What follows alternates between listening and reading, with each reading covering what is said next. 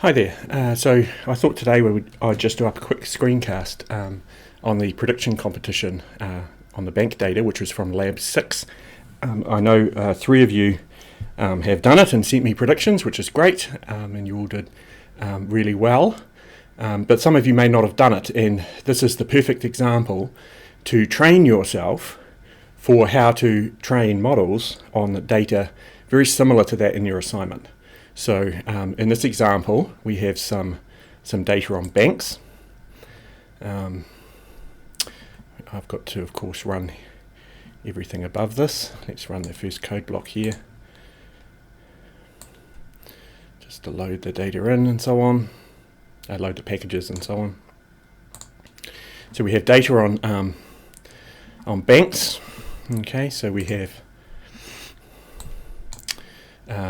we've got 2 variables for what I assume is population. We've got 2 variables for bank, another 2 variables for another couple of population things, a temporary variable, don't know what that is, a queuing variable, and a rejection rate. And the bank wants to predict the rate of rejection. So we want to. This is basically the chance that the person the individual rejects the offer from the bank.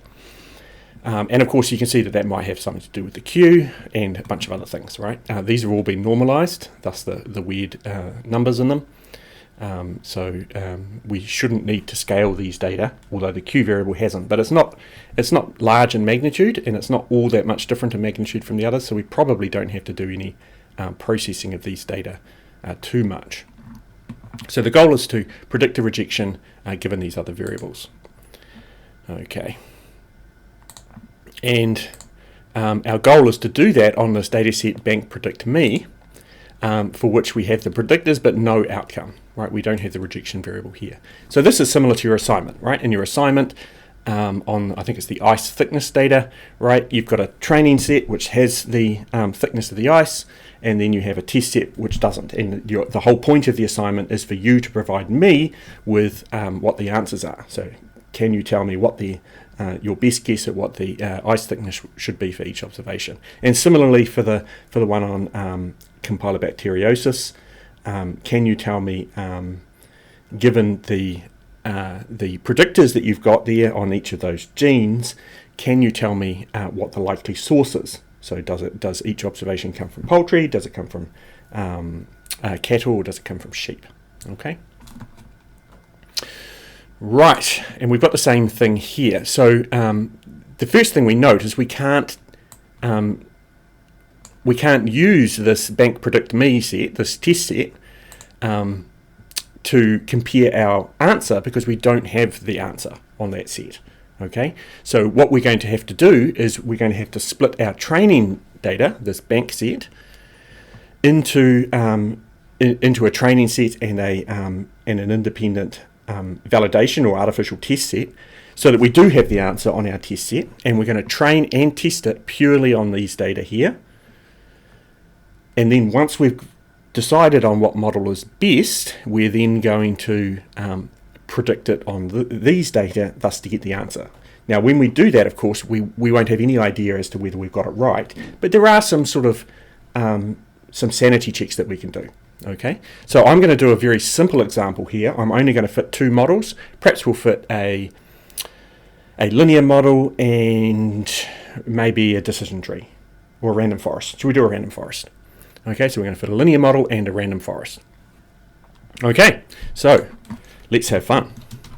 So what I'm going to do is I'm going to start by taking our bank data, and I want to split that into 2, right? So we're going to use the R sample package, and then we're going to just run initial split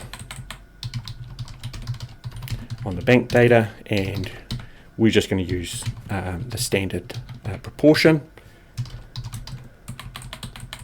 So this is my bank split.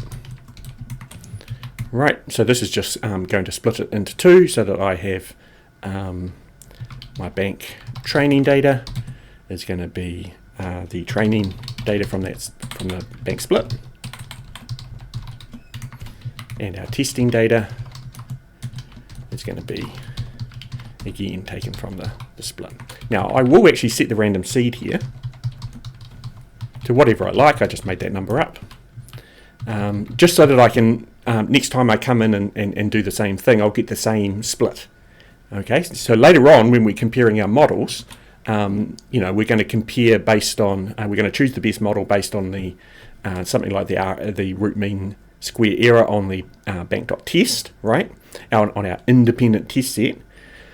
But if we get two models that are actually really close to each other in terms of the root mean square error, then we're going to want to just check that one of them isn't, that the answer that we're getting is dependent on that random split. So what I would do is I would just rerun the random split a couple of times, refit my models, compare the root mean square error. Okay, that's a simple way to just test that you're not, you haven't just got lucky with one particular split of your data, in that, for whatever reason you've got a very odd observation in the test set or whatever.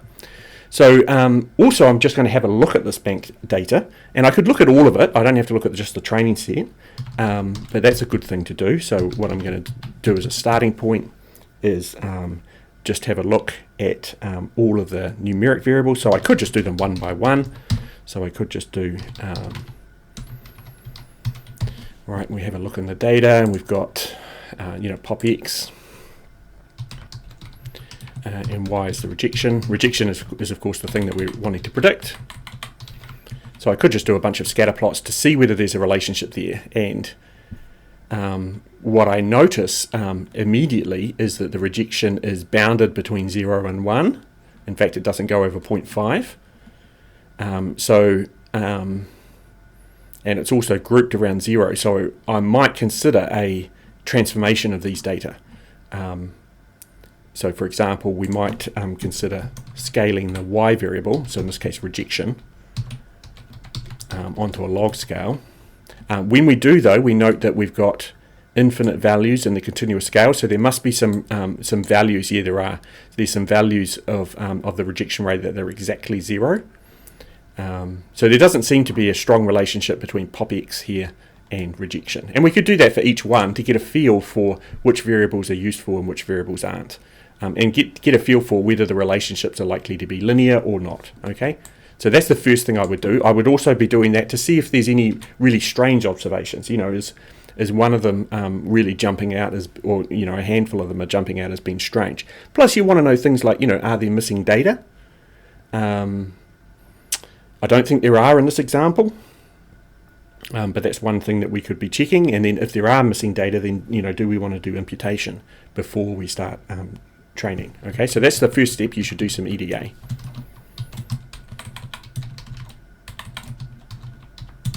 Lots more than this. Okay, and then if we're happy with our EDA, then we go and start fitting models. Okay, so we're going to train up our model on bank.train, and then predict bank.test and evaluate the root mean square error. All right, so I'm going to fit a linear model. So we might as well use parsnip for this so that we have all our nice functions. So we're going to fit a rejection in terms of everything. So we're going to have a linear model. Okay, and then we could perhaps have a look at the summary of that. So we could use tidy for that. Okay, and we can see that pop X is highly important. So regardless of what I saw when I plotted rejection versus pop X, there didn't seem to be all that much of a trend. In fact, it's highly important. Pop Y is less important. Bank X is important. Pop 1 and pop 2 are highly important. And so is temp, and so is Q. So all of these things are quite important. Okay, and I could, not sure if glance works, just to get a feel for, yeah, glance works. So you can see that we're explaining about 75% of the data, of the variance and rejection using our model. And you could, of course, potentially tune this model by doing variable selection and so on and so forth. I'm only going to be doing a very couple of really simple models without tuning them at all, just to show you the process, right? So your process for the assignment, of course, is that you don't just fit different models with the default settings. You're going to tune them a bit, right? You're going to look at things like variable selection for linear models. You're going to look at the complexity, the cost complexity for a decision tree. You're going to look at the number of hidden nodes, or perhaps the decay rate for a neural network. Perhaps you'll consider M-try for a random forest and so on, right? Because your goal is to get the best prediction possible. You are marked on your predictions. So if your predictions are really bad, you're going to get a really bad mark, okay? If your predictions are really good, then you'll get a really good mark, okay? And just to get a feel for what the root mean square error could be, sort of a baseline is you could just consider what would happen if we use the mean of the rejection variable, and you can do that with a linear model. So for a start, let's do the predictions on the LM. So we're going to take our linear model and we're going to augment with our test set. So these are our predictions, and then we're going to use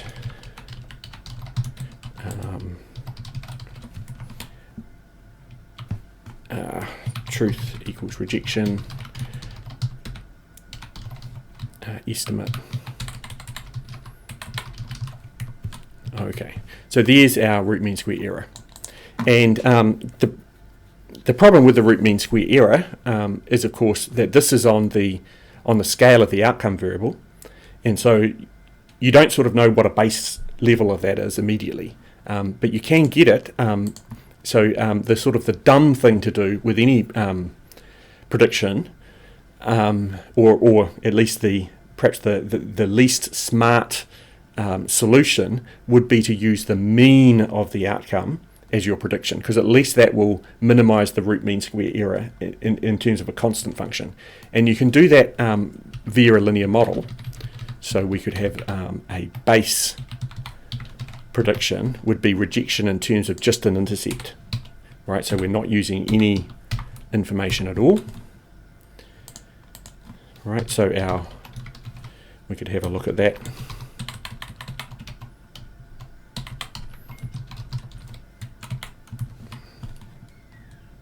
Okay, and you just get the average outcome is 0.042. So then you could just get your outcome, your test set, and you could mutate your prediction is just going to be equal to 0.0424. Okay, and then you could work out the root mean square error. I guess you could actually go estimate equals 0.0424, and you wouldn't even need to do the right. That doesn't work. So we do need to mutate. Let's call this base prediction or mean rejection. Okay. So you can see that if we just predict using the mean of the training data, then our root mean square error will be 0.06. So we've about halved it with our linear model. So that's not necessarily great, but it's much better than predicting the mean. So if your model ends up with a root mean square error larger than this, then you can see that your model is less useful than just using the mean of the training data as your prediction for all observations in the test data. Okay, right. So let's fit a forest as well, just to get a feel for things, and then we'll decide which one's best, and then use that to do our. We're going to have to fit a forest first, aren't we? So rand forest. The mode is going to be equal to regression, and we're going to use the random forest engine, and we're going to fit rejection in terms of all other parameters with our training data. Okay, so it's gone and done that.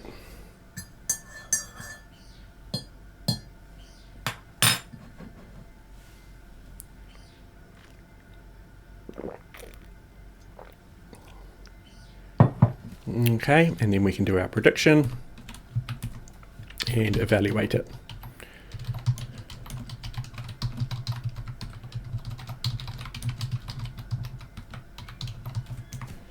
Okay, and we get 0.026. So we're doing better, right? So this one here, we had 0.03. This one here is 0.026. So if I was choosing just between these two models, note that I haven't tuned them, I haven't compared them with other models or anything like that, I would predict a random forest.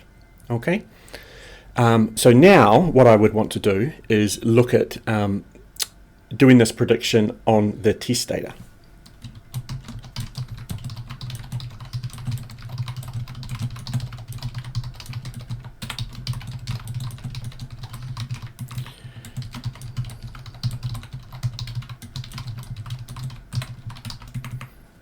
Right, on the real test data. Okay, so I'm going to predict on this one here. So I'm going to do, but first let's retrain the model on all the training data.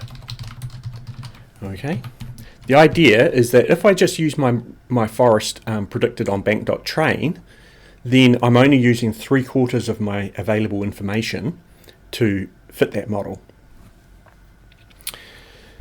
And that's the amount that we use to choose the model, but it doesn't have to be the amount that we use to train the model for the final prediction. Okay, so what I'm going to do now is I'm going to fit a final random forest, and I'm just going to use the same parameters that I used that I've decided to best. So if I've done any tuning here and defined, for example, if I tuned M try, or the number of trees, or the minimum number of observations at each node, or anything else, right? If I've decided on a neural network and I've decided the number of hidden units and the decay rate, whatever it is, whatever tuning I've decided, that's the same tuning I'm going to use for my final fit. And now with my final fit, I'm going to use all the available data. Okay, so this will of course be a slightly different fit because it's got all the data in it instead of just a subset, but nonetheless it's going to be using the parameters for the best model. So the training part of our analysis here is to figure out what is the best model and potentially what is the best tune version of that model, right? So that's the purpose of the training data. And that's the purpose of the split into training and testing.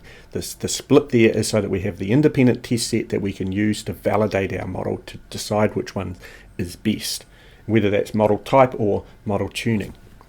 But once we've decided that, now it's like, okay, I know what the best model to use for these data are, so I'm going to retrain that model using all of the information I have and then predict the unknown. Right, so we're going to take our final random forest there, and I'm going to augment with our predict me data, and that's going to be my final predictions. Okay, and now I'm just going to validate this. Now, when I validate it, I don't, of course, have the outcome variable, right? All I have is my predictions. So I don't have any possible way of saying whether these are right or wrong unless there's something external to the data that I can use for that. Okay, and in this case there is something that I can potentially use, and that is that I've got these predictions now. And I could do a couple of things. The first thing I could do is I could compare the distribution of the predictions on this on my predict me data set with the distribution that I get on the training data, because hopefully the training data and the data for prediction have come from the same population, and so I would expect the predicted rejection rate to be about the same between these two sets. Okay, so one thing I can do is compare the distribution of the outcome rejection, here called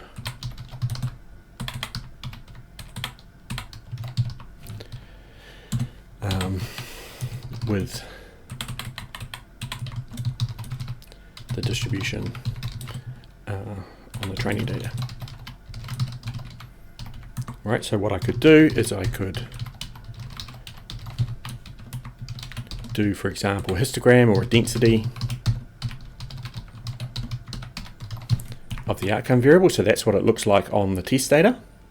And then I could do the same thing on the training data.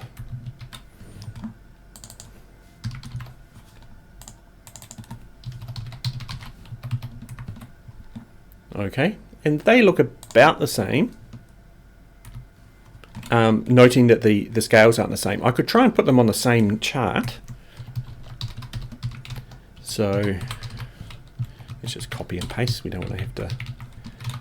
So we can actually put it on the same. You can actually use two different data sets. This is not an ideal way. So the ideal way to do it would be to bind these up. Perhaps I'll do it the ideal way. So the ideal way is to take our and rename. Right, so that we get the outcome variable as rejection, and then I'm going to bind. We're going to have our predict data set and our train data set,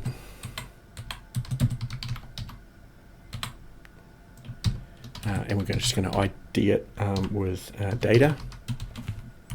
So what this does is it binds them both together, and I get a variable for the names of those two data sets, predict and train. Okay.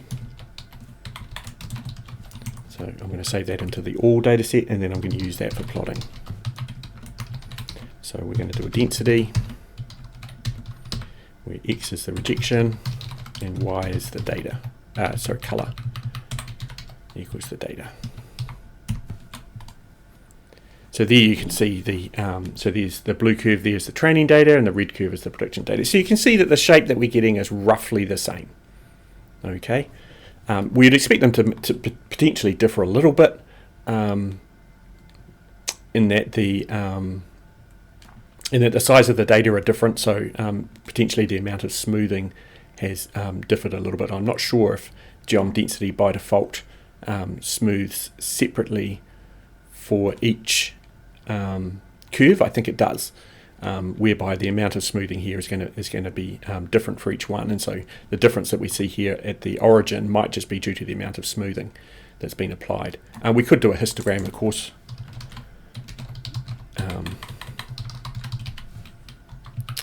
We just want to position equals identity so that they don't stack.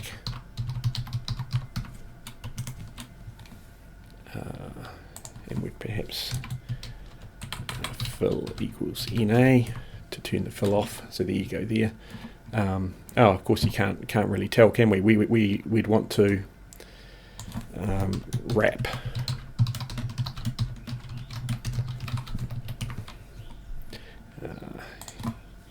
ncol equals 1. There we go.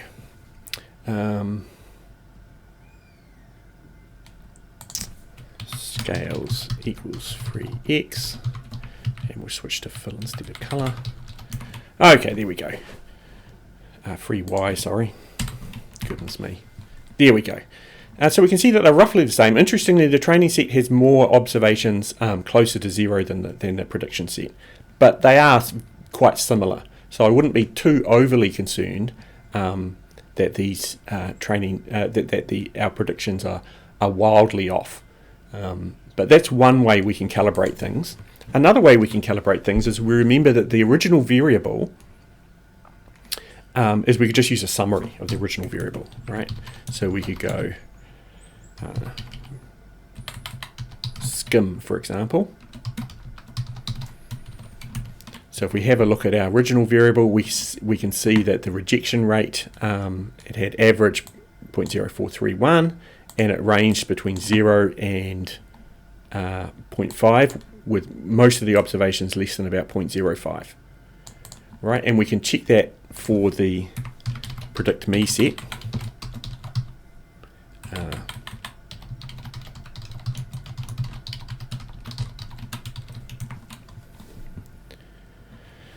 Okay, and we see that this one ranges between 0.0017 and 0.276. Okay, so it's not wildly out. In particular, I notice I don't have any negatives. If I did have negatives for the prediction, negative predictions, then I know that they're wrong. So a simple way to, a simple improvement would be to make sure I get no negatives just by saying, if I've got a negative, I'm going to make it positive. So, or set it to 0. Okay, that would be a simple way of improving our prediction. So once I've got my predictions now, what I'm going to do is I'm going to write these out to a file.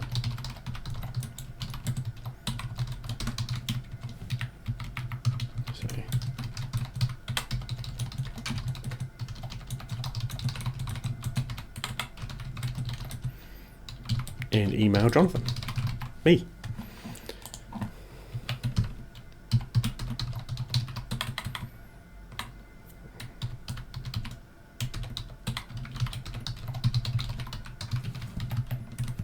Okay, and so if I have a look,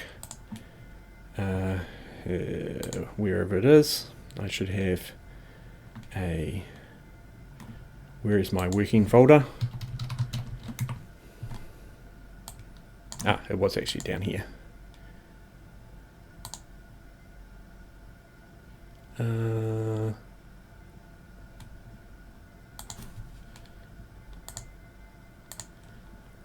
Why hasn't that come to there?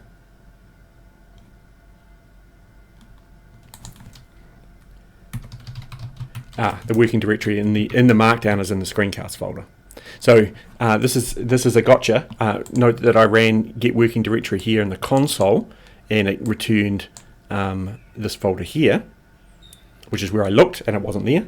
Whereas when I ran get working directory inside the markdown file, it gave me this folder here. And that's because by default the working directory of a markdown file is the location of the markdown file. Okay, so here's my predictions here. So I could open that, and you can see that there's my .pred column with all the predictions and the outcome variable there. Okay, so that's how we would set up to do a prediction problem when we're giving a data set with the outcome variable present and a data set without the outcome variable for which we want to do the predictions. The same applies to classification. We would do it the exact same way. We would take our training data, split it into a set we can use for training and a set we can use for independent validation. We would use those to decide to build a bunch of models, tune those models, and decide which model and tuning is the best for prediction on the data set. After that, we will retrain the same model type with the same tuning parameters on the entire data, use that to predict the unknown on the test set, and then do some basic validation. So if we're in terms of doing a prediction problem, we could assess what the mean is. We could do some histograms. We could check that the range isn't goofy, things like that. If it is, we know we've done something odd and we can look to fix it. If it's a classification problem, then what we could do is we could table up the classes. Okay, is the distribution of the classes in the test data similar to the distribution of classes in the training data? We would expect that to be the case because they come from the same population, or hopefully they do, otherwise we're kind of stuffed. Okay.